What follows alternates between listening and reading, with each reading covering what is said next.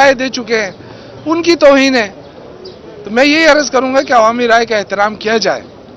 جو زبردستی لوگوں سے مینڈیٹ چھینا جا رہا ہے یہ نہ چھینا جائے.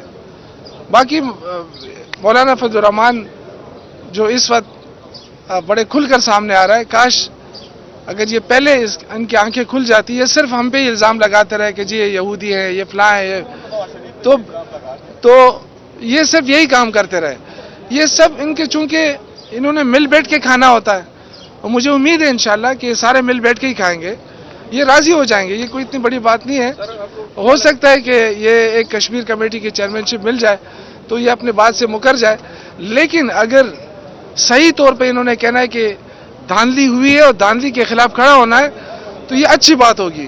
کسی نے تو کھڑا ہونا ہے نا، ورنہ یہ ملک میں جمہوریت کبھی آئے گی ہی نہیں. اسی طرح فرجائل قسم کی پارلیمنٹ ہوگی، فرجائل حکومتیں بنیں گی، بلیک میل ہوتی جائیں گے اور یہی سلسلہ چلتا رہے گا. جی سر، وفاق پارٹی کے اندر کوئی ایسی بات ہو رہی ہے کہ پیپلز پارٹی کے ساتھ کوئی بن جائے کنڈیشن؟ دیکھیں، ایک چیز بڑی کلیئر ہے کہ عمران خان نے دو پارٹیوں کا نام لیا ہے، ایک پیپلز پارٹی، ایک نون لیگ کہ ایم کیو ایم، جنہوں نے ہمارا مینڈیٹ چوری کیا ہے، جنہوں نے اس ملک میں کرپشن کی ہے، جو بار بار گورنمنٹ میں رہے اور ان کی وجہ سے اس ملک کے اندر کرپشن ہوئی، ان کی وجہ سے اس ملک کے اندر جمہوریت ختم ہو رہی. ان کے ساتھ کسی صورت اتحاد نہیں ہوگا، کسی صورت نہیں ہوگا انشاءاللہ. دیکھیں، جماعت اسلامی کے ساتھ تھوڑی سی غلط فہمی ہوئی ہے. جماعت اسلامی کے ساتھ ہماری بات چیت ختم نہیں ہوئی، ابھی بھی بات چیت چل رہی ہے. یہ تھوڑی سی غلط مس انڈرسٹینڈنگ ضرور ہوئی ہے، لیکن جماعت اسلامی کے ساتھ کوئی ایسا وہ نہیں ہے، ہمارا کوئی ایسا معاملہ نہیں ہے کہ بالکل ختم ہو گئے یا دروازے بند ہو گئے. ہمارے اور بھی کئی جماعتوں کے ساتھ بات چیت ہو رہی جو پارلیمنٹ کے اندر ہے. پارلیمنٹ کے اندر آپ کسی سے بھی بات کر سکتے ہیں. تو ان تین جماعتوں کو نکال کر جنہوں نے مینڈیٹ چوری کیا ہے، جن کے لیے ہوا ہے، تو ان کے ساتھ تو کسی صورت نہیں ہو سکتا، باقی کسی کے ساتھ بھی ہو سکتا ہے. جو کیس چل رہا ہے سر آپ کا، اس کے حوالے سے کیا کہیں گے؟ کتنی چانسز ہے، کتنی امید ہے؟ کیونکہ پاکستان میں بہت کم ہی ایسا ہوتا ہے کہ کوئی سیٹ ریورس ہو جائے. تو آپ کو کیا لگتا ہے سر، کوئی امید ہے؟ دیکھیے، یہ بات تو تسلیم شدہ ہے کہ اس دھاندلی ہوئی ہے، راتوں رات رزلٹ چینج ہوئے ہیں اور کچھ لوگوں کو جتوایا گیا ہے. تو ہمارے پاس کیا آپشن رہ گیا ہے؟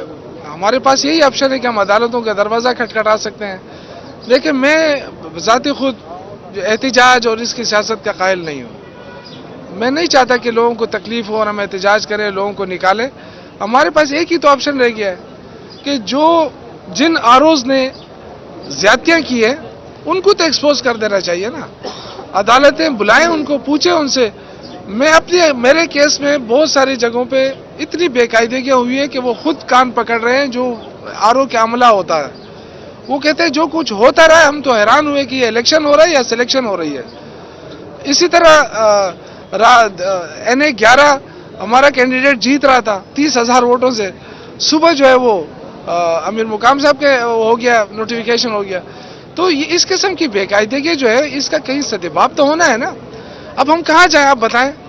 اگر ہم احتجاج کرتے ہیں تو اوپر سے گولیاں چل جاتی ہیں، لوگوں کو مارا جاتا ہے.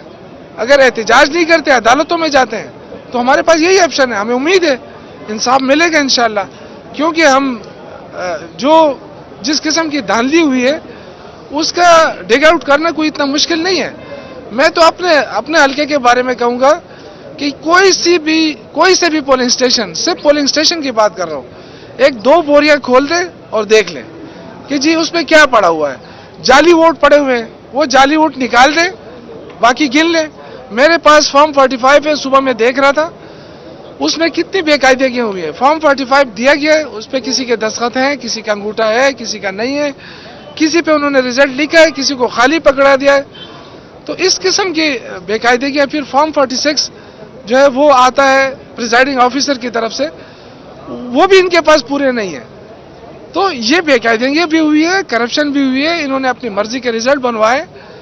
تو میرے خیال سے اگر ماضی کے قصے کو ہم بلا دیں اور ہم کہیں کہ اس ملک میں ہم نے جمہوریت کو آگے بڑھانا ہے اور ان لوگوں کی مشکلات کو کم کرنی ہے، تو آپ مجھے بتائیں کہ اس طرح کی کرپشن کے ذریعے تو آپ جمہوریت مضبوط نہیں کر سکتے. مہنگائی اس وقت کہاں ہے؟